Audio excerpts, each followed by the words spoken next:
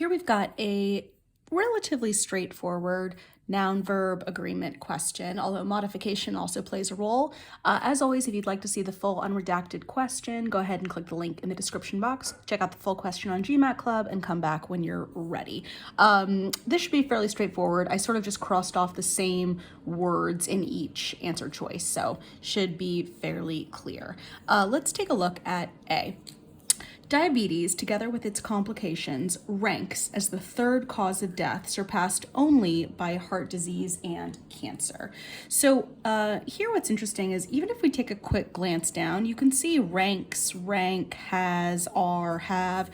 Some of these verbs are singular and some of them are plural. So that's pretty straightforward clue that we're going to be dealing with some noun-verb agreement. So we need to figure out what the subject of the sentence is here. And I think what's tricky about this is this word together.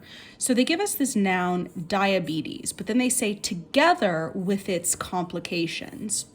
And so the confusion that might face some students is whether or not this word together is creating a compound subject or not.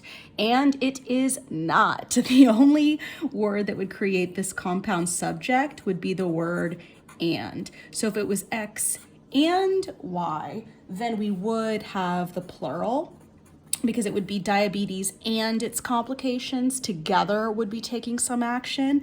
But the word together, unlike the word and, it's not able to create a compound subject. So when we're looking at these plural verbs, and sometimes if you're confused about whether or not it should be singular or plural, you can kind of in your scratch paper just add a pronoun. So for example, ranks, would we say it ranks or they ranks? You could probably hear we would say it, rank, it rank, they rank. You can hear, probably can hear we would use they.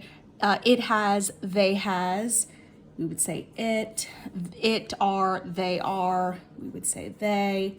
It have, they have, we would say they. So obviously you can't write directly on your screen, but this pronoun trick is very helpful if you're a little confused about whether the noun that would go with this verb would be singular or plural. And here we can see in A and B, or A and C rather, it would be singular, and in B, D, and E, it would be plural. So B, D, and E we can get rid of right away because the subject of the sentence is just diabetes, so it's singular like the pronoun it.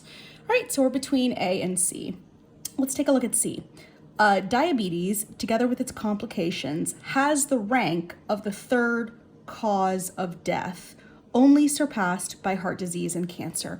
So here we're really getting into meaning and style. So the difference in meaning here, if it says that it ranks as the third, that's like someone sort of has placed it as in this position of the third.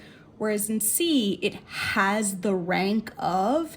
It's as if the third cause of death is like the name of the rank, right? Like he's in the army and he has the rank of captain. It has the rank of, quote, the nation's third leading cause of death. So the meaning of that is a little awkward. The other difference that I think is important that could kind of help you out, well, actually as well, sorry, just to go back, it has the rank of is also, you could think of it in style terms. It's a little wordy and awkward. The other difference that I think is a little interesting is the placement of the word only. So in A, it's surpassed only by heart disease and cancer. This only is really referring to by heart disease and cancer. So it's surpassed only by these things, whereas in C, only is modifying surpassed, saying it's only surpassed by heart disease and cancer.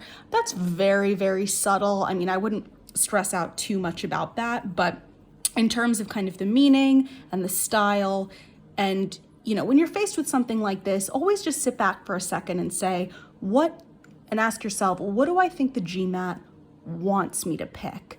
And here, looking at these two, it's pretty clear that we're being nudged towards A. So A is our correct answer. It's grammatically correct. It has a clear logical meaning.